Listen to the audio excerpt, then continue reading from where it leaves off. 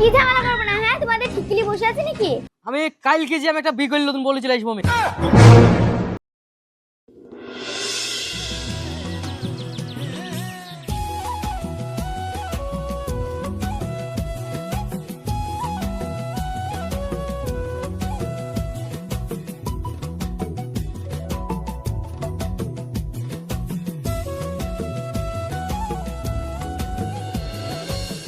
আর কতদিন আমি এভাবে এই বাড়ির ঘানি টানবো?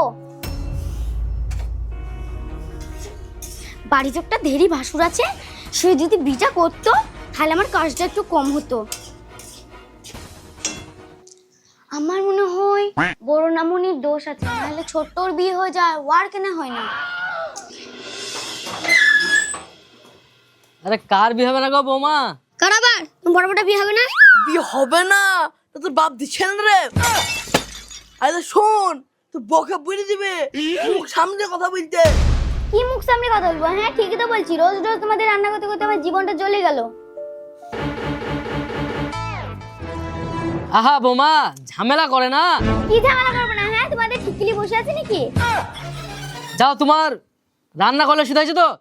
আমি কালকে যে আমি একটা বিকল নতুন বলেছিল আসবো আমি। না মানে বৌমা লাইনবো পারতে কি করে যা হাত মুখ ধোয়া খাবার খেলে। বৌমা ভাত তুলো। আসেন আসেন, সব গিলি লিবেন।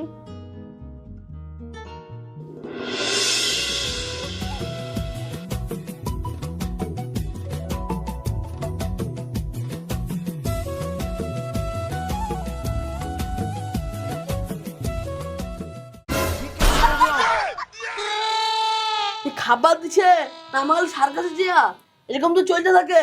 তো এ বাড়িতে থাকা আমার পক্ষে সম্ভব না। আজকে মাংস ভাগ হয়েছে, কালকে বাড়িও ভাগ হয়ে যাবে। আজকে তোমার বউ থাকতো, তা আজকে অন্য একটা মেনলি তো পায়ে পা লাগে কাজ করতো।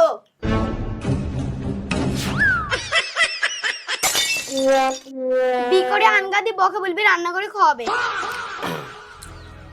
আমি ওই কারণে বললাম সকালবেলা যে বিটা আমি করলে আসি। বুড়োর এক পা কবর আর বুড়ো বুঝে বিয়ে করবো, বুড়োর রস তো কম নাই। শোনো আব্বা, তোমার বিয়ে দুবাকি দুবা না, তোমার আমাকে এক্ষুনি ফাইনাল বিলি দাও। তো বিয়ে দিবে কে রে? তো বিয়ে হলে তো বিয়ে দিবে। ঠিকই বলিস, ও আর বিয়ে হবে না। আব্বা তুই বসে দেখতে, তো ছোট বৌমা তোমার ছোট বেটা আমাকে আয় বলছে, আমি এবার তো থাকবোই না। তুই কি থাকবি রে? বকলে আমি ফোনে হয়ে যাবো। তো দেখছি না আমার বউ গাধা মতন খাইতে পারবে না। 250 চাল রান্না করলে আমরা দুই স্বামী স্ত্রীতে খেতে পারবো না। ঠিক আছে তাই হলো, যা তোর দুজনকে আলাদা করে দিলাম। কালকে থেকে আমরা দুই বাপ বেটা দেখবি রান্না করে খাবো। আর রান্না যদি না করতে বিয়ে হয়েছে কি করে। শালা বাপ, তোর আমার বিটা দেওয়ার ব্যবস্থা কর, তারপর তোর ভাবনা ভাববি, বুঝলি? দেখছো বিনা না হয়তো তো ঝগড়া শুরু হয়ে গিয়েছে।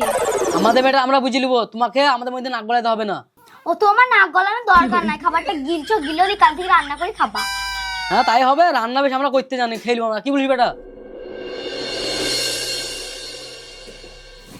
যাক বাবা, আজকে রান্নাটা তাড়াতাড়ি হয়ে গেল। আজকে সারাদিনটা পায়ের উপর পা তুলে বসে থাকতে পারবো।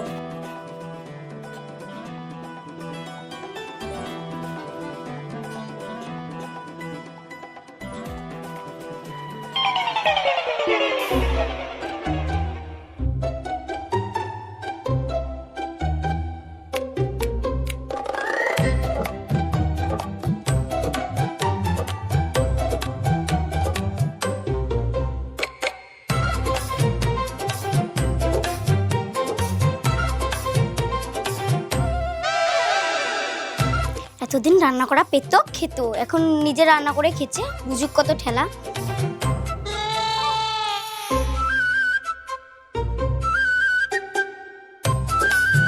আব্বা ভাত পুড়ে গেল, এটা আলু সিদ্ধ হয়নি গো, টিপছে জান বেরিয়ে গেল। তা বলো আলু সিদ্ধ হলো না।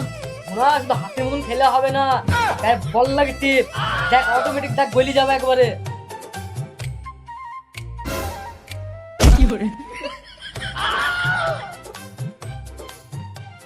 রান্না করতেছি, ভাত পুড়ে গেল, আলু তা সিদ্ধ হয়নি। বাড়িতে বউটা এবার আনতে হবে, বুঝলো না?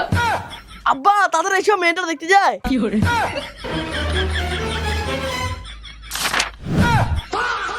এবার হারাইবে ঘটকের কাছে আমরা যাবো না, ঘটক আমাদের কাছে আসবে। ও আচ্ছা আচ্ছা, আগে বলবা তো, এত রেডি হয়ে হওয়া দরকার ছিল না।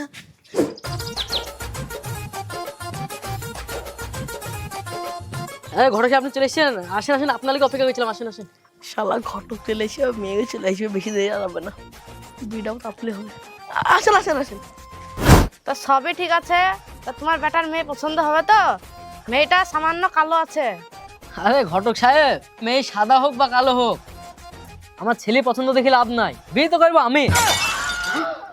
হ্যাঁ হ্যাঁ, বুড়ো বয়সে বিয়ে করবে, এমনিতে বাড়িতে দুটো ছেলের জ্বলনে বাড়িতে অশান্তি লেগে আছে, বিয়ের পর আরেকটা বাচ্চা হবে, দেখবে রে বাড়িতে যুদ্ধ লেগে যাবে। হ্যাঁ বা তুমি বিয়ে করবা? না, তোমার আব্বা বিয়ে করবে না, রাইতে কোন ছুরির সাথে ফোনে ফিস ফিস করে কথা বলে।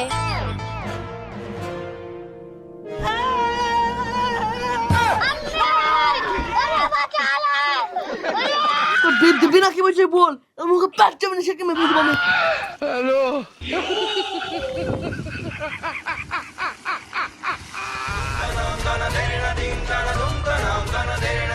তোর বাপকে মেরে ফেলতে দিলে কি রে? এই বাপটা ছিল বলি আলোচনা সাদা ভাতটা খেতে বলছিলাম, এ মরি গেলে তো তাও খেতে পাবো না। এ ভাই তুই ডাক্তারকে ফোন করে তাড়াতাড়ি ফোন করে না।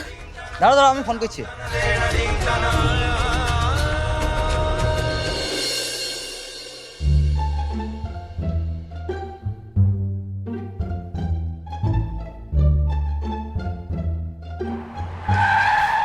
ডাক্তারবাবু, বাপকে ডাক্তার বাঁচান। আগে টাকা লাগবে, লাগবে? অবশ্যই লাগবে, লাগবে? লাগবে। আবার গুনে চলো নার্স।